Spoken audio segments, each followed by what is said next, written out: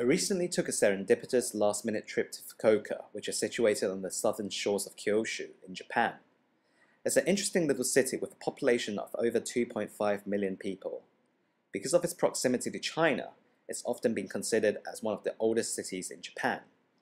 The Mongolians tried to invade Fukuoka several times in the 13th century, but finally gave up after the Mongolian envoy was hit by a big typhoon. Now Fukuoka is an idyllic little place steeped in history. It has the convenience and amenities of a modern metropolis, together with the greenery of suburbia. Not to mention a plethora of local delicacies and other culinary delights. My camera charger was temporarily misplaced, and as such I took all of the photos using my iPhone. Given the fact that the phone does not have a flash, a note to Apple, the majority of shots were taken in day and artificial light. Also, the majority of shots are taken in portraits. The software interface of the iPhone is such that the snapping action is actually done by a touch of the screen. The snapping button is always positioned at the bottom end of the screen, regardless of orientation. This makes taking horizontal pictures a little bit awkward, which seems strange considering that Apple has an accelerometer, meaning the snapping button can be moved according to the orientation. A simple tweak can help make the phone even more useful.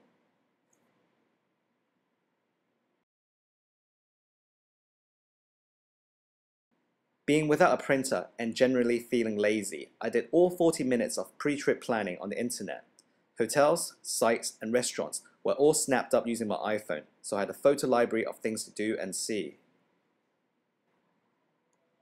One of the things that constantly amazes me about Japan is the general thoughtfulness and attention to detail. As soon as you arrive in any Japanese airport immigration, you find these information counters dotted around the foyer for people to fill in their landing cards. At each of these counters, you find reading glasses of varying strengths, helping people to get through immigration as quickly as possible. And at the tourist office, apart from finding the usual maps, guides, and timetables, you also find a pair of magnifying glass, and a magnifying glass becomes really useful when you're looking at these detailed and information-rich pamphlets. And on the airport shuttle buses, there are handles of various heights, and if you're wee like myself, they come in rather handy. I stayed at one of the larger hotels in the Tenjin area. When I got through the revolving doors of the hotel, I noticed a small team of smartly groomed female porters. This took me by surprise as it challenged all my perception of what a porter does, namely lifting and transporting heavy baggages, which is often done by men. My confusion was soon dispelled when I saw the nifty hydraulic trolleys that these ladies used. This is a classic example of how simple pieces of technology can help shift gender roles in society. Entering my room, I found a number of smart ideas. I found an origami crane on my desk welcoming my arrival. I saw one of the best hotel telephones with speed dialing to all the essential services: housekeeping, room service, massage, and wake-up call.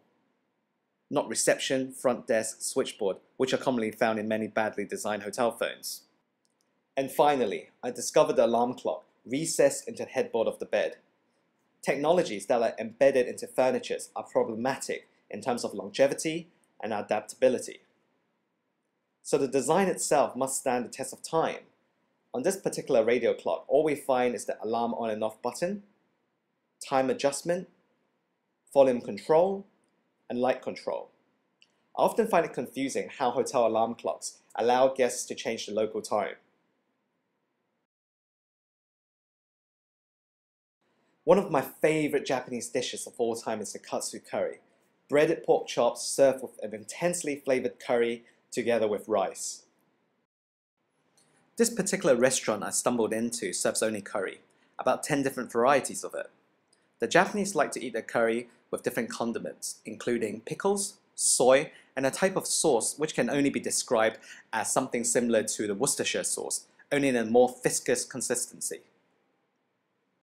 I particularly like the chunky spoons at this restaurant. Hearty food, hearty cutleries.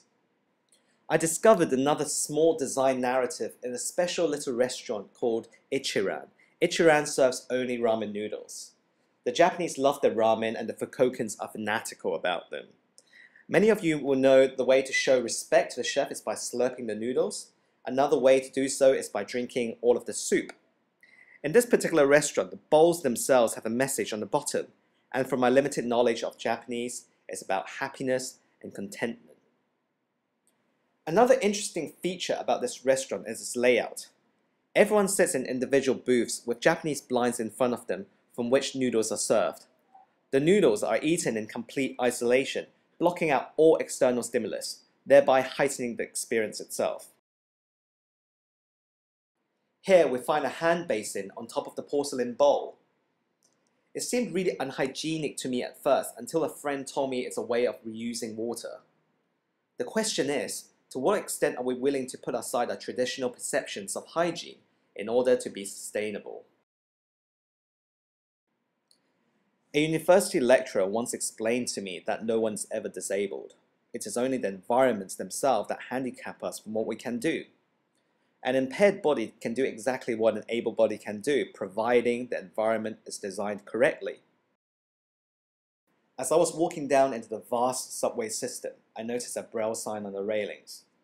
The railing itself was in a zigzaggy shape running parallel to the steps. It was at that moment that I heard the tapping noise of a walking stick.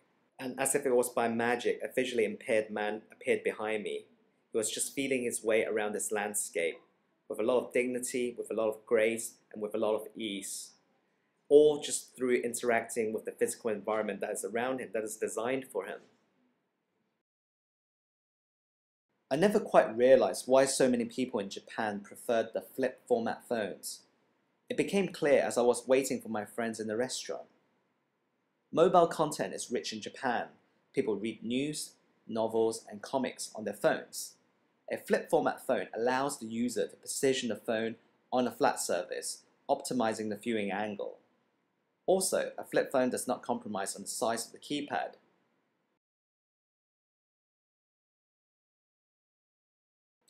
What became really apparent to me at the end of the trip was that a bit of upfront thinking, a bit of upfront creativity and craft can really help to enhance a product or service experience, or actually life itself. That's all from me for now. To find out more about my work and research, please visit edtam.com.